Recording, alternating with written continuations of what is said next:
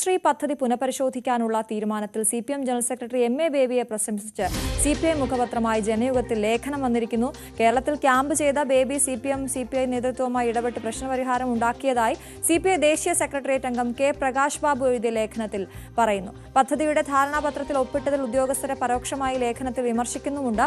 കേരളത്തിൽ ഭരണ രാഷ്ട്രീയ നേതൃത്വങ്ങൾ ആവശ്യമായ ചർച്ച നടത്താതെ ധാരണാപത്രം ഒപ്പിട്ടു എന്നാണ് പരാമർശം. VV അരുണാണ് വിവരങ്ങളുമായി ചേരുന്നത്. Arun, good morning. വലിയ വിമർശനം ഈ രീതിയിൽ ഉണ്ടായിരുന്നുവെങ്കിലും ഇപ്പോൾ പ്രശംസിച്ചിരിക്കുന്നു. MA ബേബിയെ പ്രശംസിച്ചുകൊണ്ടാണ് ലേഖനം വന്നിരിക്കുന്നത്.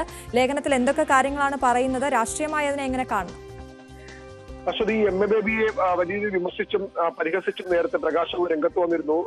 MA ബേബി തീർത്തും നിസ്സഹായരായിരുന്നു. അതായത് കരാർ ഒപ്പിട്ടു എന്ന വിവരം പറയുമ്പോൾ MA ബേബി തികച്ചും നിസ്സഹായനായിരുന്നു. അദ്ദേഹത്തിന് ഇതേപ്പറ്റി അറിവില്ലായിരുന്നു എന്ന ഒരു പരാമർശം വലിയ ചർച്ചയായിരുന്നു. പ്രകാശ് ബാബുവിന്റെ ആ പരാമർശമാണ് MA ബേബിയെ അക്ഷരാർത്ഥത്തിൽ പ്രശ്നത്തിലാക്കിയത്. ഏതായാലും ഇപ്പോൾ അതിന് പരിഹാരം എന്ന് വേണം കൂടിയാകാം ഒരുപക്ഷെ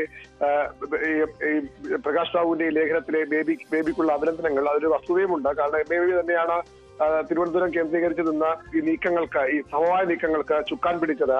അദ്ദേഹവും ബിനോയ് വിശ്വവുമായി നടത്തിയ ചർച്ചയിലാണ് ഈ കരാർ ഒപ്പിടേണ്ട സാഹചര്യത്തിലേക്കും ഒക്കെ എത്തിയത്. ഏതായാലും ഈ ഇന്നത്തെ ലേഖനത്തിൽ MA ബേബി കേരളത്തിൽ ക്യാമ്പ് ചെയ്ത് ഉചിതമായ പരിഹാരം കണ്ടെത്താൻ ശ്രമിച്ചു. നിർണായക ഇടപെടലുകൾ ഫലം കണ്ടുവെന്നും ഈ ജനയോത്തിലെ ലേഖനത്തിൽ CPIയുടെ ദേശീയ സെക്രട്ടറി പ്രകാശ് ബാബു പറയുന്നു. ഇന്നലെ MA ബേബിയെ ഫോണിൽ വിളിച്ചും പ്രകാശ് ബാബു അഭിനന്ദനം അറിയിച്ചിരുന്നു.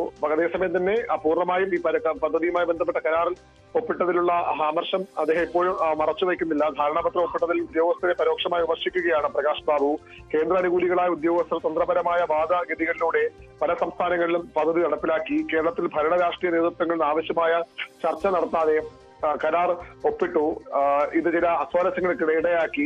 പക്ഷേ സർക്കാരിന്റെ പുതിയ തീരുമാനം ഇടതുപക്ഷ രാഷ്ട്രീയം ഉയർത്തിപ്പിടിക്കുമെന്ന സന്ദേശം നൽകുന്നതാണെന്നും പ്രകാശ് ബാബു പറയുന്നുണ്ട്. വലിയ സംശയങ്ങൾ, ആശങ്കകൾ ഇപ്പോഴും ഇതുമായി ബന്ധപ്പെട്ട് നിൽക്കുന്നുണ്ട്. കാരണം ഈ സംസ്ഥാനം ഏകപക്ഷീയമായി പിന്മാറിയാൽ കരാറിൽ നിന്ന് പിന്മാറുക എന്നത് യാഥാർത്ഥ്യമാകില്ല. കേന്ദ്രമാണ് 30 ദിവസത്തെ നോട്ടീസ് ഇറങ്ങിയ കേന്ദ്രമാണ് ഇതിൽ നിന്ന് പിന്മാറാൻ അധികാരമുള്ളത്. സംസ്ഥാനത്തിനാകെ ചെയ്യാവുന്നത് ഈ പദ്ധതികളിൽ ഭേദഗതി നിർദ്ദേശിക്കാം എന്നുള്ളതാണ്. കേന്ദ്ര നിർദ്ദേശങ്ങൾക്ക് ഭേദഗതികൾ കൊണ്ടുവരാം എന്നുള്ളതാണ്. അതും കേന്ദ്രത്തിന് അനുമതി വേണം. അല്ലെങ്കിൽ ഇതൊരു കോടതി കയറുന്ന ദീർഘകാല നിയമ പോരാട്ടമായി മാറാനുള്ള സാധ്യതയാണ് മുന്നിൽ തെളിയുന്നത്. ഏതായാലും ഇടതുമുന്നണിക്ക് ആശ്വസിക്കാം. മുന്നണിയിലെ പ്രശ്നങ്ങൾ തൽക്കാലത്തേക്കെങ്കിലും പരിഹരിക്കപ്പെട്ടിരിക്കുന്നു.